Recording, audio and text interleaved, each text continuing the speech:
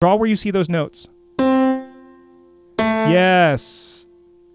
Perfect. Now, hit space and you'll hear your chord, and we're going to do 3 more chords.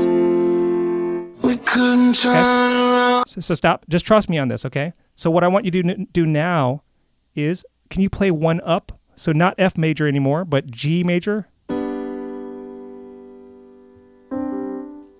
Almost. Remember, no black keys. So I'll do this. See how does this help? Yes. Hold them down. Now draw where you see those notes. Draw where you see those notes there.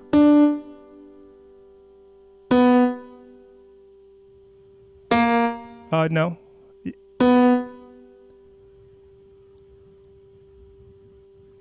Perfect. Now hit space and we'll hear 2 chords playing. Go ahead.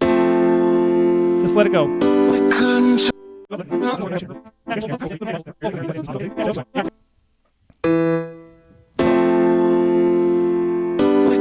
turn around.